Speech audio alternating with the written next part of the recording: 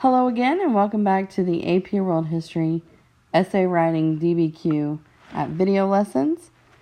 Again, these are writing modules for the document-based question for AP World History. Again, it's very important that you're taking notes as you're going through each of these video lessons. Write down the,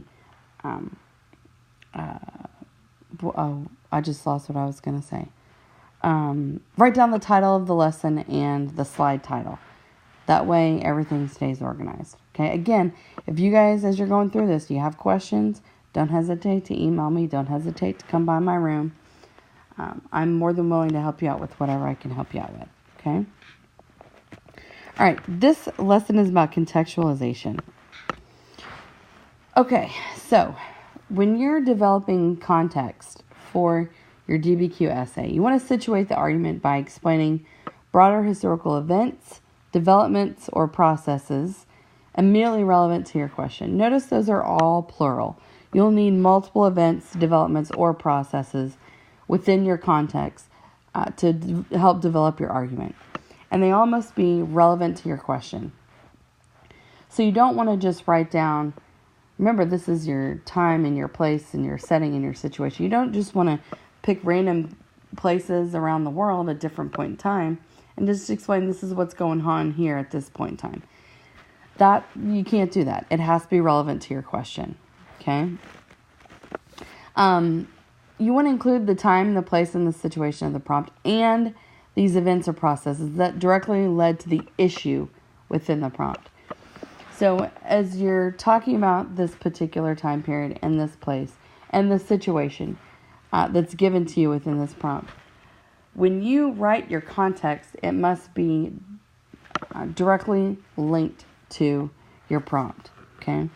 So you're thinking to yourself, how did we get to this point that's in the questionnaire? How does the prompt fit into world history?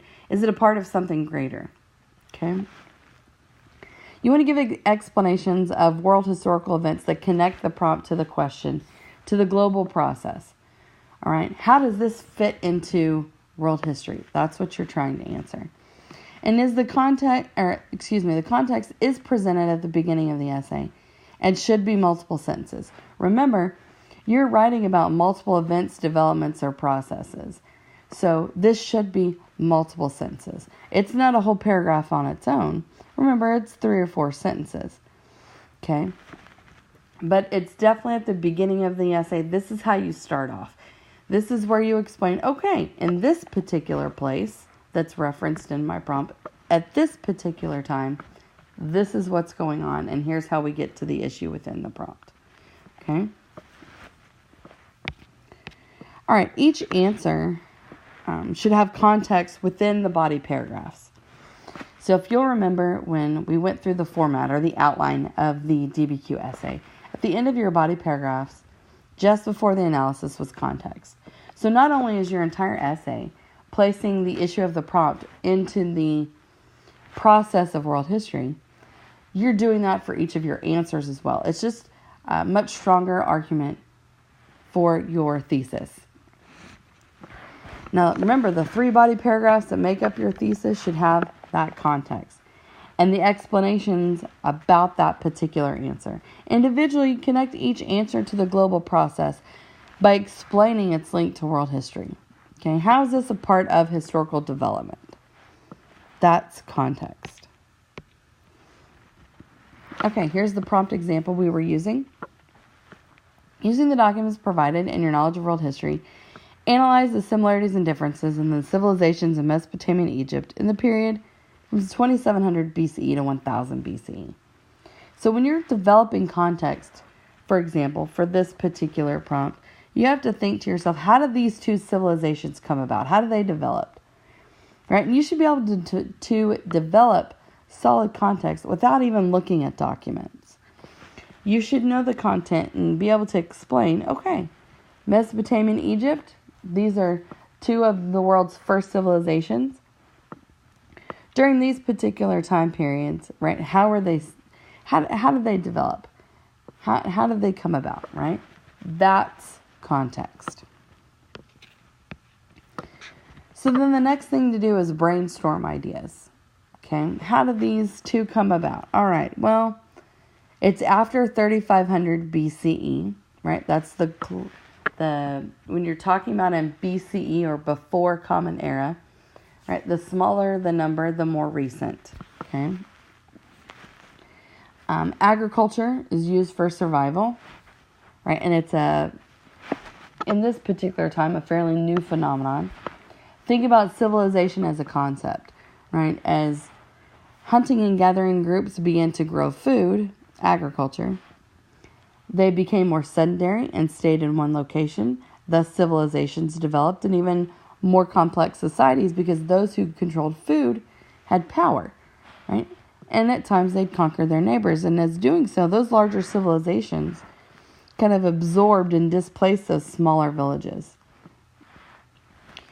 Thus, we have the development of civilizations. And a few of those first civilizations are Egypt and Mesopotamia, and remember that's part of your prompt. But agriculture developed in other parts of the world, leading to more complex societies. And that's in Mesoamerica and the Indus and Chinese river valleys. So, for example, based on some of these ideas I've given you, let's think about how to write context. So here's an example. Like agriculture, the concept of civilization became a global phenomenon. As humans looked to new methods of survival, agriculture developed. After 3500 BCE, new civilizations emerged independently in several locations globally because of agriculture. Such places as the Fertile Crescent, which is Mesopotamia, the Nile River and the Indus River valleys, Chinese river valleys that became dynasties, and even remote locations in the Western Hemisphere, like Mesoamerica, became important civilizations. The larger civilizations matured as they gradually absorbed or displaced smaller communities.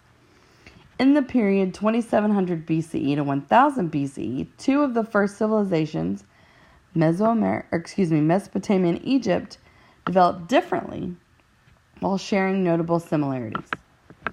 Okay, so that context example that I just gave you had multiple processes in multiple locations. I discussed agriculture, the concept of civilization, the Fertile Crescent, the Nile River, the Indus River Valley, Chinese river valleys, Mesoamerica. So there's 5 different civilizations. Oh, yes, Mesoamerica. And then I explained the process of how those larger civilizations, right, became more complex societies as they absorbed and conquered the smaller communities neighboring them. So all of those concepts are put together to develop context. And here's how we get these first civilizations. Mesopotamia and Egypt. They developed differently, but they do have some notable similarities. And that's where I bring in the prompt at the end. Again, if you have questions, please let me know. I hope this contextualization video was helpful, and I'll see you guys for the next one. Good luck.